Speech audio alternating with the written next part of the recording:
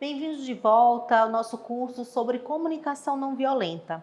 Hoje vamos para o terceiro módulo. E esse terceiro módulo ele é bem desafiador, porque ele vai imprimir como aplicar a CNV no ambiente de trabalho, né? Como lidar com diálogos desafiadores no trabalho. Esse objetivo do módulo é contribuir para lideranças e liderados conversarem sem raiva, culpa e vergonha. Precisamos falar sobre o desengajamento. Em uma das maiores pesquisas feitas sobre satisfação e engajamento no ambiente de trabalho, o Instituto Gallup entrevistou entre 2014 e 2016 2,7 milhões de profissionais das 276 organizações em 155 países. Eles descobriram que somente 15% dos entrevistados se sentiam altamente engajados com o trabalho que faziam, ou seja, psicologicamente envolvidos em suas atividades e motivados a serem altamente produtivos. O que nos leva a 67% dos entrevistados estarem desengajados, que se traduz em investir tempo, mas pouco esforço no emprego, enquanto 18% se sentiam altamente desengajados, abertamente ressentidos por suas necessidades profissionais não serem atendidas. Ao olhar esses dados, por que você imagina que isso acontece? Pode parecer que é porque eles não gostam do que estão fazendo. E isso leva à consideração como, atualmente, quem tem esse privilégio busca fazer o que ama e encontrar um propósito nas suas ocupações. Mas, até para nossa surpresa, o sentido é porque desses entrevistados fazem um trabalho que não era o principal fator da insatisfação. Sabe quais eram?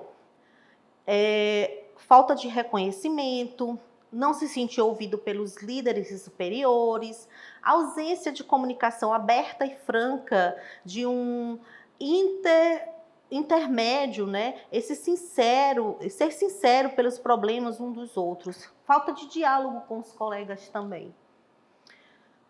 O ambiente de trabalho nos imprime, muitas vezes, ações muito mecânicas, que fazem com que a gente tenha uma rotina pré-estabelecida e que algo ali sair errado, a gente já fica um pouco insatisfeito, desmotivado. Então, a comunicação não violenta, ela se enquadra dentro desse ambiente de trabalho como um fator determinante para que a gente consiga ter um diálogo mais harmonioso, autêntico e verdadeiro com as pessoas que a gente divide, muitas vezes, no ambiente de trabalho, mais do que os nossos próprios familiares.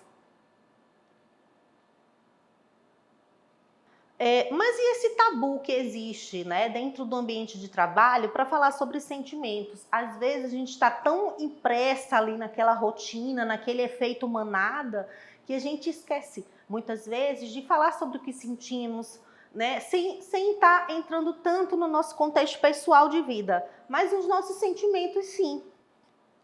Se as pessoas querem ser ouvidas, reconhecidas e conversar sobre os seus problemas, por que é tabu expor como nos sentimos onde trabalhamos? Justamente porque, como a gente não tem educação emocional, os sentimentos sobre como lidar com o que sentimos e como nos relacionamos, responsabilizamos o externo para o que se passa em nós. Então, essa impressão que se tem é que se nos expormos sobre o que sentimos, nos colocam como pessoas fracas, vulneráveis, que não estão aptas a estar ali naquele ritmo frenético do mercado de trabalho, que muitas vezes é desleal, que muitas vezes nos colocam em situações vexatórias, né? Porque às vezes a gente também não está preparado para estar ali. Então, o sentimento, a verdade, a autenticidade com que nos colocamos no ambiente de trabalho reforça a nossa posição que ocupamos dentro da empresa, por exemplo.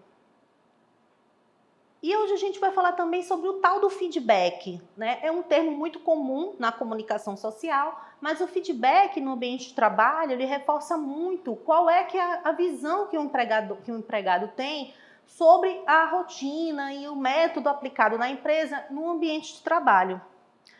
Antes que você diga como melhor fazer as coisas, Antes que você exponha grandes planos para me transformar, me concentrar, me consertar e me aperfeiçoar, antes que me ensine como ficar para cima, como dar a volta por cima, como ser brilhante, bem-sucedido, quero que saiba de uma coisa, já ouvi isso antes. Já fui qualificado, comparado, classificado, orientado, examinado e avaliado.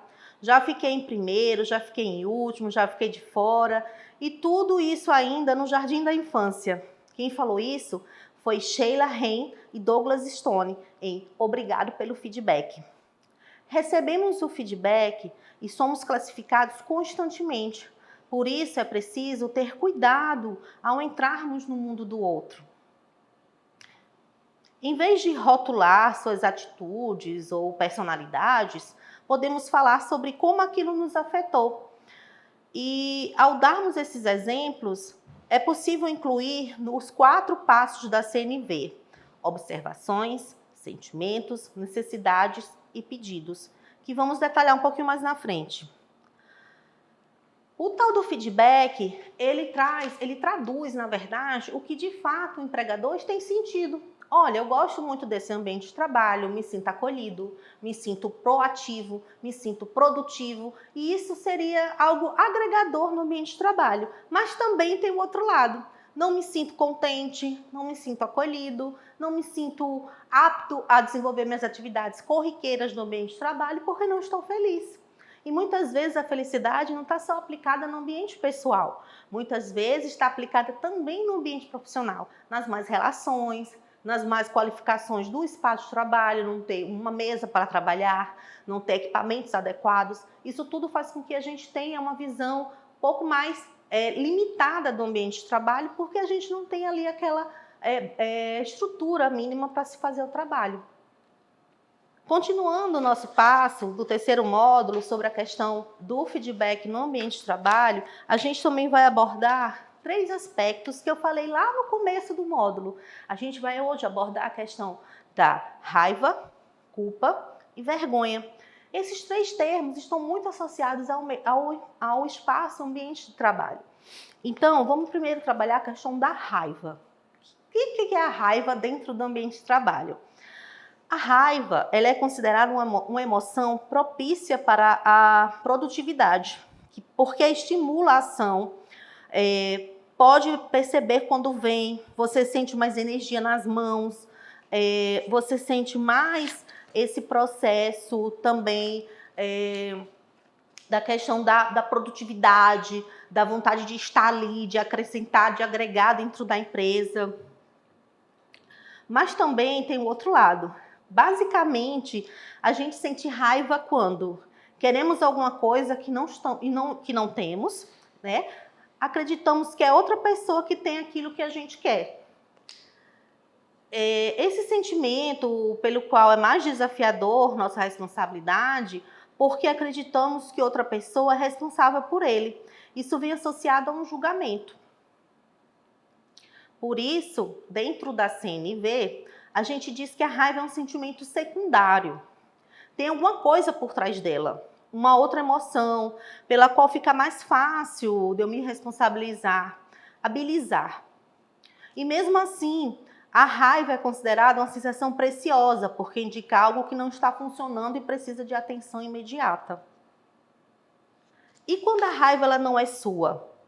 Né? Quando a raiva, ela de fato está muito associada a um espaço de trabalho que não tem equipamento adequado, ou ela está associada a um ambiente interpessoal, profissional, e não está sendo correspondido, né? As pessoas são competitivas ao extremo, as pessoas elas não têm a empatia de se colocar no lugar do outro. Eu não vou fazer determinado relatório porque eu não tenho o equipamento adequado para fazer.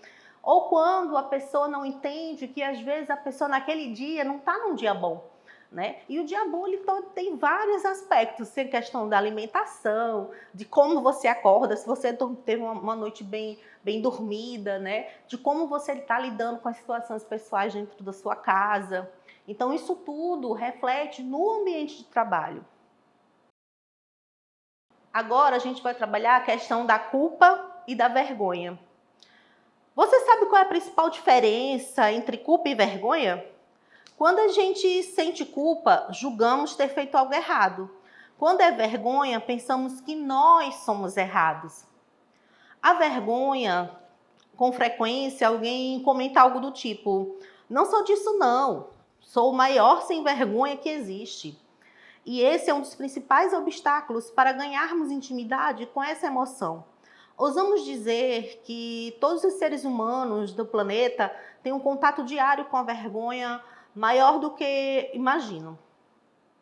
Em muitas situações, a sentimos e nem percebemos, por exemplo, se você está num lugar que quer opinar, mas questiona: será que devo? Será que é relevante? Será que essa roupa me coloca numa situação boa para falar? Será que essa roupa tá legal? O que é que vão pensar, né? Pode ser com um segredo que não contamos para ninguém, ou quando fingimos que não nos importamos com algo. Em todos esses casos, a vergonha está presente. No conteúdo passado, nesse terceiro módulo, vocês vão ter mais contato e mais profundidade sobre o termo da vergonha. É importante que você pratique os exercícios propostos nesse módulo para que você, de uma maneira pessoal ali, você e você mesmo nos seus estudos, consigam se aprofundar melhor no tema. Quanto mais nos conhecermos, mais a CNV vai fazer sentido em nossas vidas. Porque, de uma certa forma, a CNV é uma técnica aplicada também para o autoconhecimento. Para você saber quais são os seus limites, as suas necessidades que não estão sendo atendidas nos ambientes que vocês participam, mas principalmente no ambiente de trabalho, que é muitas vezes o espaço onde passamos a maior parte do dia. Agora a gente vai falar sobre a questão da culpa. Já vimos o que é raiva, já vimos o que é vergonha, agora vamos ver o que é culpa. A culpa, ela é das mais complexas formas de lidar no ambiente de trabalho. Por quê? Ela dá as caras quando a gente se julga por ter errado. Mas antes de se vitimizar ou se desculpar por uma situação que não está clara, é mais construtivo investigar o que aconteceu dentro de você quando a culpa apareceu. Para isso, eu vou trazer um textozinho básico aqui que relata um pouco sobre essa questão da culpa, né? O texto se chama O Juiz e o Advogado. Essa emoção tem duas faces, um juiz e um advogado internos.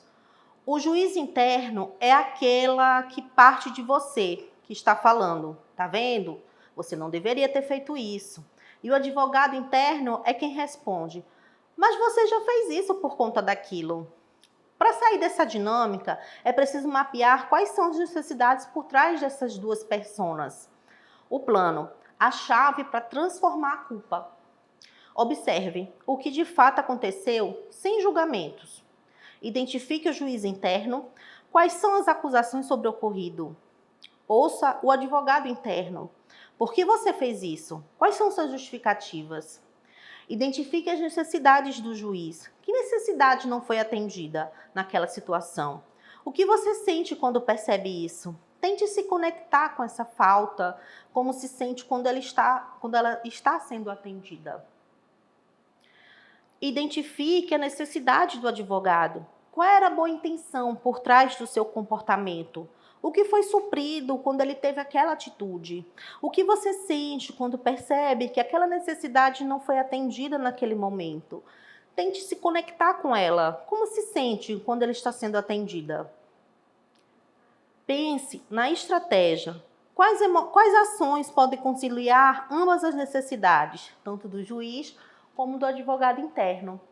Esse terceiro módulo, ele imprime muito o ritmo que a gente quer utilizando a CNV no ambiente de trabalho. Esse último texto que eu li sobre o juiz e o advogado são duas personas que constantemente existem no nosso pensamento do nosso dia a dia. Por exemplo, eu estou numa reunião importante de trabalho e tenho algo a agregar dentro daquele contexto, daquela atividade que está sendo feita no espaço. Por exemplo, vamos fazer um grande evento essa semana, onde teremos que contar com vários parceiros de vários espaços, de vários outros órgãos que atuam dentro do governo do estado. Você não pode se reprimir ou achar que está sendo inadequado propondo uma situação que facilite aquele evento acontecer com mais fluidez, com mais responsabilidade, com mais profissionalismo. É importante que a gente tenha a CNV como nossa aliada quando a gente quer comunicar algo que possa agregar e construir um melhor ambiente de trabalho para você e para o outro. E assim a gente encerra nosso terceiro módulo, pedindo mais uma vez que vocês se aprofundem mais nas apostilas, que tem muito mais conteúdo, e pratiquem os exercícios propostos. É isso, até a próxima!